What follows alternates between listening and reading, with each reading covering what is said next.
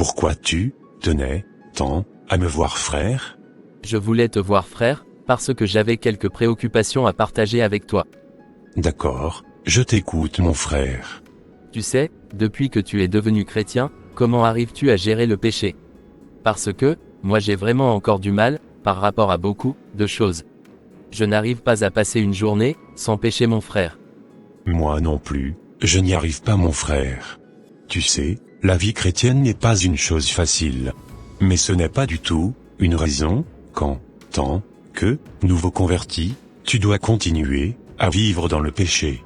D'accord. Tu sais, malgré tous les efforts que l'on peut effectuer sur cette terre, on ne pourra jamais arrêter de pécher au quotidien. Ce que Dieu nous demande, c'est de s'efforcer à lui plaire davantage, et à être parfait, en toutes choses. Dieu veut voir notre envie de résister au péché. Il veut voir aussi notre résolution à vouloir vaincre le péché. Il veut voir notre volonté et notre détermination à haïr le mal.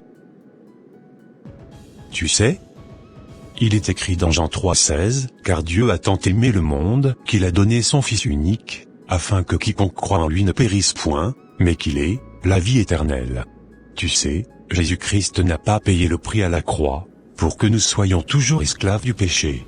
Il a payé ce prix pour que nous soyons justement libres du péché. C'est pour cela qu'un enfant de Dieu, peu importe son imperfection, ne doit jamais déclarer forfait dans le combat contre le péché. Tu as complètement raison, frère. C'est pour cela que la Bible dit, « Cette fois le juste tombe, et il se relève. » Mon frère, n'abandonne jamais ce combat contre le péché.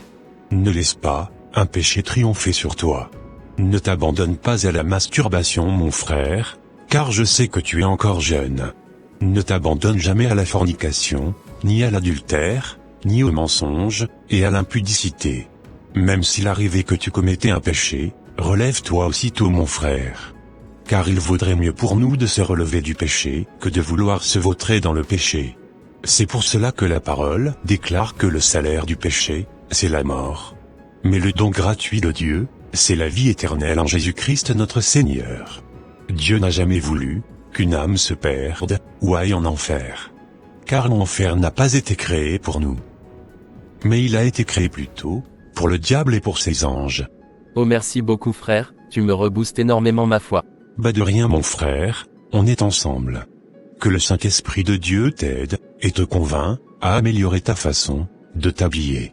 Je sais que, quand on vient nouvellement en Christ, ce n'est toujours pas facile au début, mais à force de persévérer dans la foi et dans la marche chrétienne, l'Esprit de Dieu te conduira à délaisser les choses folles et viles de ce bas monde, pour t'attacher à celles du royaume de Christ.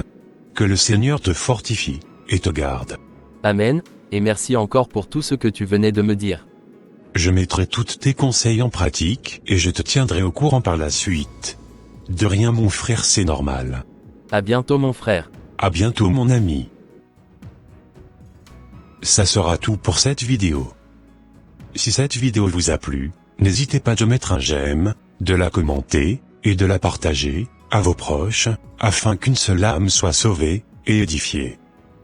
Et s'il vous plaît, n'oubliez pas de vous abonner à la chaîne Conseil Chrétien TV, pour ne rater aucune de nos prochaines diffusions.